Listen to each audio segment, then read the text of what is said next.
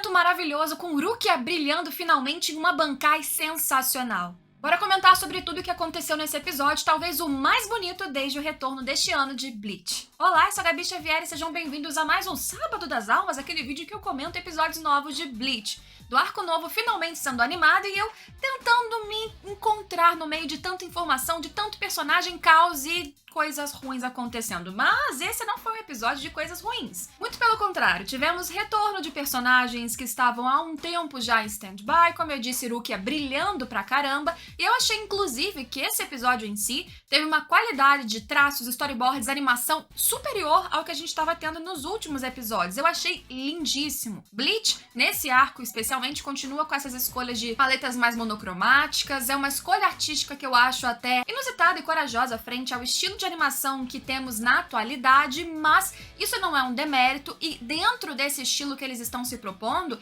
esse episódio em si, pra mim, se destacou pra caramba. Fora a estética da Bankai da Rukia, que a gente já vai comentar, que deixou ela igual uma princesa, sei lá, um ser de outro mundo, uma coisa que eu queria que ela nem se descongelasse, apesar de que isso ia levar ela à morte, mas tudo bem. Lembrando que se você curte os meus comentários perdidos desses vídeos de Bleach, não esqueça de apoiar em forma de Bankai aqui nos comentários, porque aí eu sei que eu posso sempre voltar e continuar comentando com vocês. Aliás, comentar Bleach toda semana está sendo uma coisa muito divertida, mas não seria a mesma experiência de forma alguma se eu não tivesse vocês com toda a paciência me explicando que a minha teoria de que o James era o Quincy, na verdade, era real, que o episódio meio que falou e eu não entendi. A companhia e a ajuda de vocês semanalmente tem feito essa minha jornada ser muito recompensadora e inesquecível. Então, muito obrigada e Bankai! Pois então, começamos o episódio já com o Ichigo, eu falei, opa, que o sumido chegou, ele não tá mais caminhando, mas ele meio que continuou caminhando, né, indo para o seu destino. Ok, bem compreensível que o personagem que provavelmente decidirá o rumo dessa batalha no final, contra talvez o próprio Rei Quincy, ele não ia chegar agora, no começo da situação toda caótica. Seireitei tem que ficar nas cinzas, todo mundo chorando, sangrando, gritando pelo Ichigo pra ele chegar. Eu imagino que seja uma situação mais por aí. Mas admito que no momento que ele chegou lá todo cheio das roupas pra passar pelas 72 camadas, porque não podia subir no totem que ele foi lá pro Palácio das Almas, não. Quando falaram que ele tinha que fazer isso em uma semana, num ritmo rápido, eu quase infartei. Dos males o menor, Ichigo falou que desse em meio-dia, o que eu achei ok, né? Dá tempo de umas coisinhas caóticas acontecerem, mas ele chegar brilhando num momento ainda com certeza difícil. Tanto é que ele faz uma ligaçãozinha pro Urahara, fala, ó, tô chegando, mas nem tão rápido assim, me aguarda. Basicamente disse, não morra. Eu imagino que, provavelmente, estou chutando, posso estar errada, essas explicações mais específicas devem vir exatamente quando ele começar a utilizar os seus novos poderes e habilidades. Quando ele chegar com seus poderes fenomenais, aí vai vir um flashback, deve, imagino eu, ou espero eu aqui, vocês sabem que eu preciso de explicações às vezes mais prolixas em Bleach. Aí vem o beabá do que rolou, pelo menos vou ficar nessa expectativa. Ansiedade guardada, tivemos retornos que supriram essa ainda falta do Ichigo em campo de batalha. Mas, antes da gente falar de Rukia,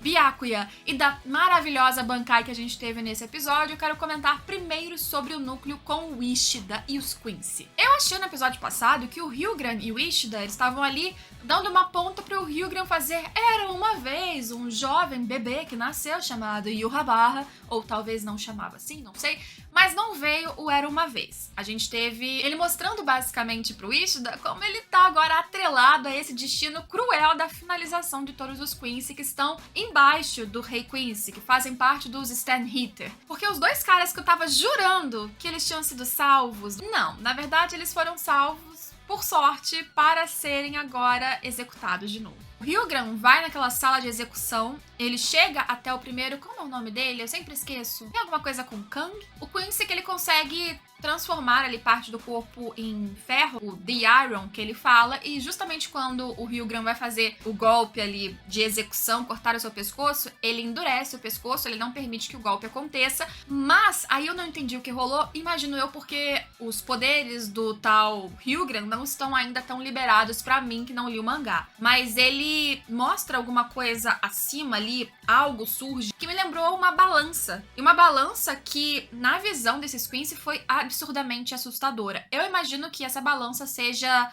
uma representação metafórica visual, de alguma maneira, aos poderes e habilidades desse Quincy Hillgram. Tanto é que a câmera, entre aspas, o enquadramento, ele muda e a gente não vê o ataque em si, a gente só vê o efeito. Ele estraçalha pelo sangue que voou pelos cantos, ele estraçalha os dois Quincy. Quer dizer, o Quincy que era meio que robô, ele vazou óleo, mas os dois deixam uma trilha representando o fim da vida deles e agora a transferência deles dois também, assim como foi do James, agora sei que é o James, das suas habilidades e alma de volta pro Rei Quincy. De volta porque parece que nesse processo deles se atrelarem ao Rei Quincy, inclusive como Ishida fez, bebendo o sangue do rei, eles ficaram linkados à sua existência. Morrendo, eles são absorvidos enquanto o rei está a mimir. O que exatamente estava acontecendo agora, tanto que o Hillgram tá mais na ativa. E o Ishida, ele questiona exatamente sobre isso. Pô, vocês estão matando os seus, eles não vão ser úteis no campo de batalha, o que pra mim também reforçou aquela minha ideia de que essa galera, esses Quincy, são só pecinhas, são os peões ali no tabuleiro de xadrez que estão cansando os adversários, enquanto o rei vai se fortalecendo cada vez mais, inclusive da derrota desses peões, pra brilhar no momento certo. Mas ainda teve um negócio que eu fiquei pra morrer, que foi quando o Hillgram falou pro Ishida, aparentemente, o que pode acontecer se o rei não absorver esses Quincy, e aí a gente só vê a boquinha dele mexendo, não consegui fazer a leitura labial, e eu fiquei aqui sem saber. Não gostei desse mistério, quero saber também. Vai acontecer o que, gente? Vira Hollow? Vira brilho, purpurina? O rei explode e explodem todos com ele? Alguém me conta? Mentira, não conta não. Esse foi mais um episódio em que a gente basicamente não teve respiro de comédia. A gente teve, talvez, ali no comecinho com o Ichigo, quando ele descobre que o negócio já começou há 3 horas atrás, um tom de susto, opa, ai não, sou atrasado, mas na verdade é uma emergência e uma preocupação, talvez num tom mais leve na atitude do personagem, do que realmente uma comédia, um respiro, um alívio. Mas, entretanto, todavia, a coisa pode até piorar depois, mas nesse episódio melhorou muito. Quando a gente vê a Rukia sendo confrontada pelo mesmo Quincy que tinha roubado a bancada do seu irmão, e ele estava procurando o Byakuya, e começou a enfrentar a Rukia na esperança de que, ao matar essa menina que é a irmã dele, o Byakuya aparecesse. Até que o Byakuya apareceu sim para ajudar a Rukia, mas o foco foi nela. Quando o Byakuya aparece, inclusive, mais pro final da luta dela, eu fiquei assim triste pensando, poxa, falaram pra mim que ela ia brilhar nos episódios aí pra frente, mas ela não chegou a brilhar. E aí que tá. Por mais que no começo dessa batalha a Rukia já estivesse com essa pompa de tô mais forte, de tô mais experiente, de não tô com medo de você,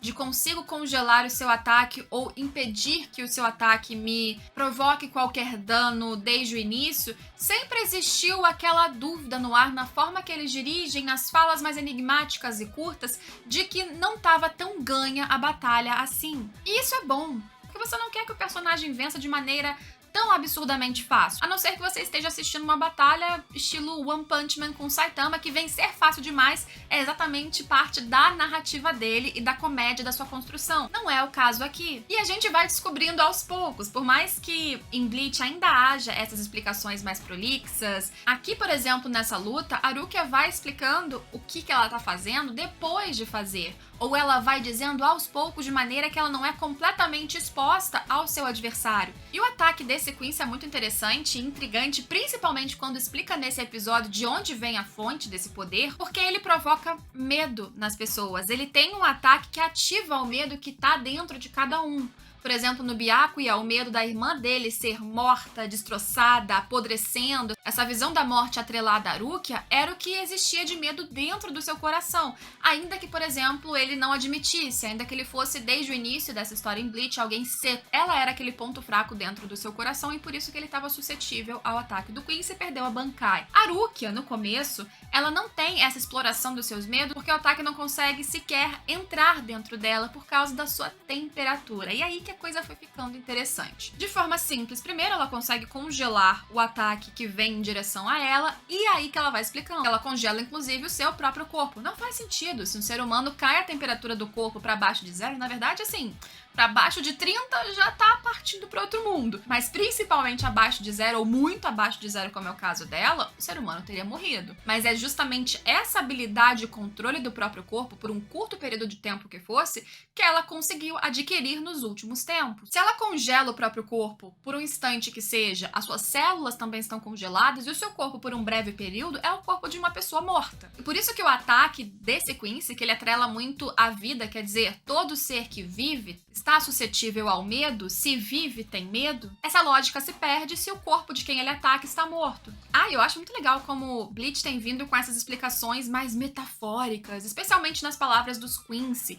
Porque quando ele vai falar sobre a forma dele de atacar, ele vai fazendo toda uma construção do que é o medo, de como, por exemplo, na sua vida você se sente bem, o bem-estar, ele não tem uma explicação exata, você simplesmente sabe que tá bem e isso basta, mas o medo sempre tá atrelado a coisas muito específicas. E você sabe se aquilo vem de altura, de um monstro, de um animal específico, de um medo de um acontecimento muito objetivo, e as más lembranças perduram muito mais do que os bons momentos. Você não consegue ou tem dificuldade de fugir delas, desse medo, dessas más lembranças, exatamente por causa dessa longa permanência. Esse é um dos ataques, talvez o ataque até agora de Quincy, desses episódios pra cá, mais metafórico que a gente teve. Eu acho legal porque ele faz uma associação a uma própria fragilidade humana. Fragilidade essa que, até certo momento, a Rukia ainda tem. No instante em que esse Quincy, ele ativa... Como é que é o nome daquela espécie de Bankai dos Quincy, gente? Eu esqueci o nome. É Volgstan... Pode deixar aqui embaixo, por favor. Eu prometo tentar aprender e decorar. Bem, quando ele ativa essa sua Bankai de Quincy, ele não só se transforma numa figura que é monstruosa, que eu acho que tem tudo a ver com a associação de algo que provoca medo. Como antes, claro, ele se descongelou do ataque da Rukia, ele se regenerou do que tinha ali de ferimento e ele adquiriu um tom roxo. Nesse caso aqui, o tom roxo geralmente está atrelado mais a algo venenoso, muito tipicamente usado em coisas que se relacionam exatamente à morte. Tanto é que o roxo, de maneira mais divertida ou não, por exemplo, é muito presente em decorações de Halloween ou de filmes que tratam muito desse ambiente de mortos. Então eu gostei bastante dessa mudança de perspectiva no tom dele, até porque o roxo ele vai ser utilizado depois por outro personagem com outro intuito mais à frente. E nesse caso aqui, ele tem um ataque agora, ou a forma de medo de Deus, que bastaria o olhar, o contato com o olhar dele, portanto, as células óticas, para que ela fosse atacada pelos seus poderes. E aí, não funcionaria mais a questão das suas células da Rukia estarem congeladas e ela é totalmente suscetível ao medo. E como eu disse, por mais que ela estivesse mais forte, ela ainda tinha essa trinquinha dentro do seu coração, como o Byakuya cita depois, com o medo de perder o seu irmão, o medo de perder os seus amigos. E o medo, de novo, assim como foi com o Byakuya, ele vai subindo no seu corpo, representado como se fossem insetos subindo do seu pé para cima, como se fossem a consumindo, penetrando por todo o seu organismo e a deixando paralisada. Só que, nesse instante que chega o Byakuya, não para resolver tudo, não para chegar ali e a diminuir ou tomar as pompas e a frente do negócio. Eu gostei muito que ele não tinha essa intenção e o episódio não foi por esse caminho.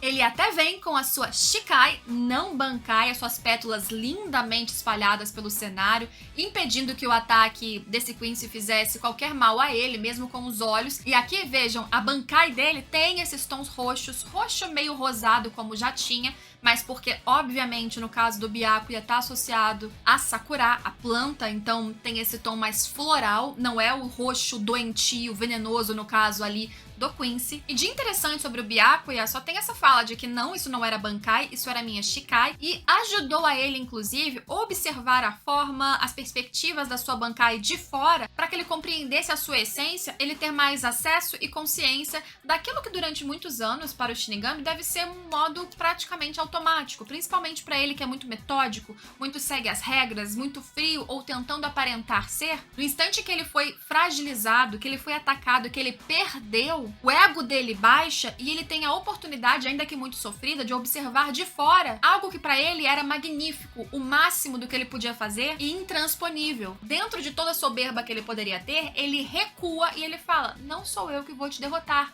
é ela. E ele ainda dá uma palavra de reforço para ela nesse episódio. Ele diz: eu senti a sua presença e a força que você emanava por toda essa área de longe. No instante que ele vira e diz que ela vai te derrotar, a Rukia, ela também ganha uma certeza de quem ela é. E E no momento em que ela acredita em si, ela não precisa ter medo de perder o irmão ou os amigos. Ela se basta. Ela tampa essa rachadura ou essa fresta no seu coração que é essencial para que o medo entre. De fato, o medo não surge do nada, não é exatamente isso que o Quincy disse. Então, se o medo não tem uma raiz, não tem uma fonte, ele não acontece. E aí ela consegue utilizar a sua Bankai.